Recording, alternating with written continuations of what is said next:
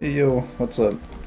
Alright, so this game is a pretty big throw, and I thought I would just go over it so that in the future, if this ever happens, I don't make the same mistake.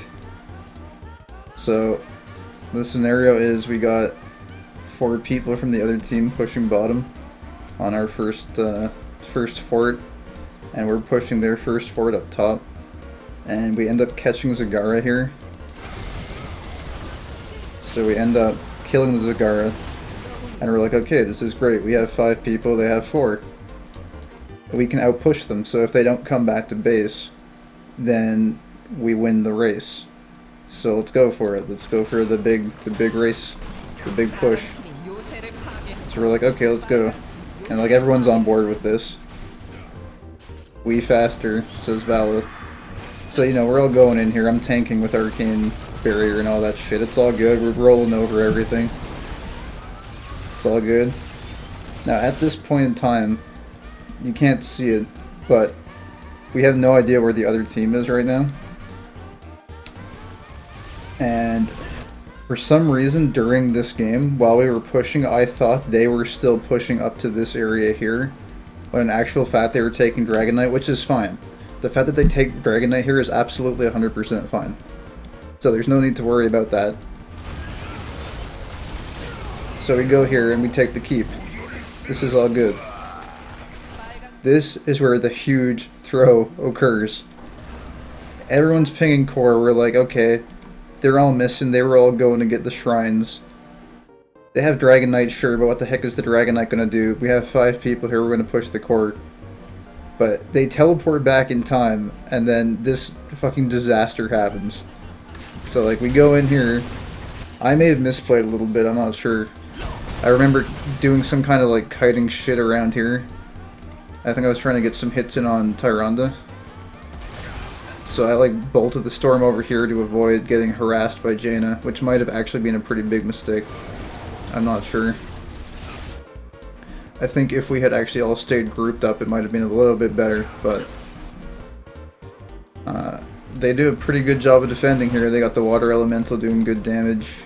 We're pretty much just getting completely poked out here. And it's pretty close. We get it down to, like, I don't know, 60%. But then we're kind of forced to leave. And so at this point, when this happened, I'm like, okay, well, that was a pretty good trade. We got one of their keeps. And, you know, they're going to get one of our forts and maybe get one of our keeps, and that's fine. It'll be that, right? If you look at the time, though, it's 16 minutes into the game. This Dragon Knight is actually really, really strong, even though, deceptively enough, the outer forts are still up. So even though it looks like it's just an early game wimpy dragon, it's actually a fucking beast right now.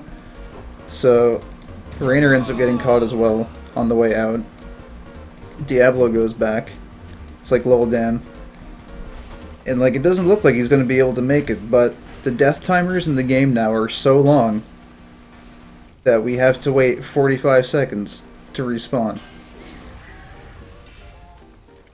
I guess you can see where this is going. We only have Diablo up to defend.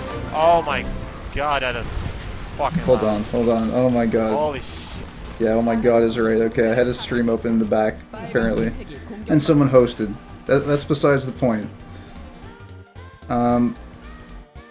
So yeah, they just tear through that keep. And, don't die unless you have souls. They just plow right through it. And, that's it. We threw the game. So, that one greedy play to go for core, because it was so late in the game, made us throw the entire game. Now, I think if that play, that exact same play, had been made maybe 5 minutes earlier in the game, then maybe it wouldn't have been a complete game throw, because we would have been able to respawn to react in time. But, I mean, I'm pretty sure everybody made the same mistake on our team because nobody was pinging retreat. Everyone was on board with this, and it's just like, let's go core. We have 5 people here. They have 1 person missing in Dragon Knight. So, I don't know. It's a pretty interesting scenario. I think it was super deceptive that the wipe there would actually make us lose the game, because it really did not look, if you look at it from like this perspective, if we can go back just before, this loading might take a little while, because this replay system is top-notch, grade A, complete sarcasm. It looks like if we were to die here, it doesn't look like we're going to lose the game off of that. Like, let's say the death timers are 20 to 30 seconds. I think a wipe here would have been fine.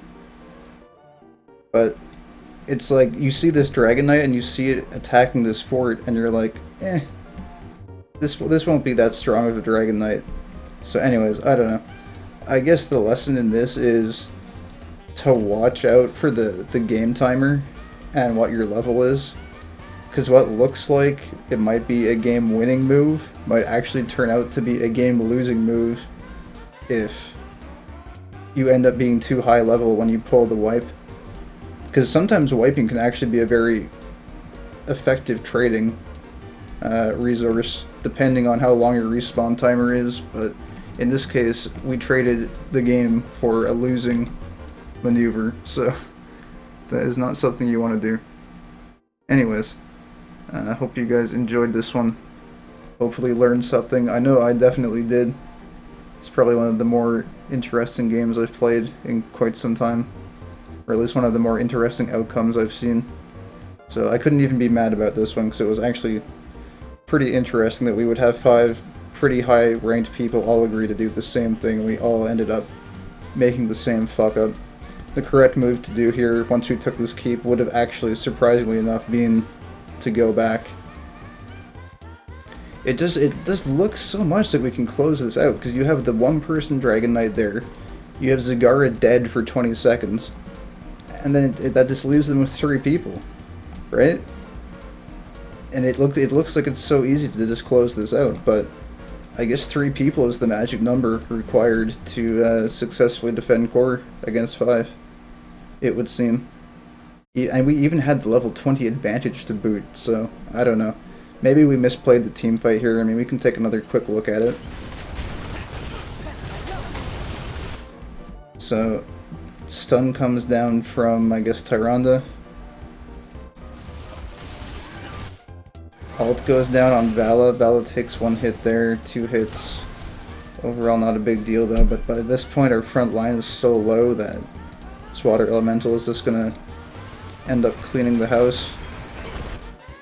And once this minion wave is gone, the core is what does the most damage. Like, look at how much damage this thing does. You can't kill that thing. It's got too much HP.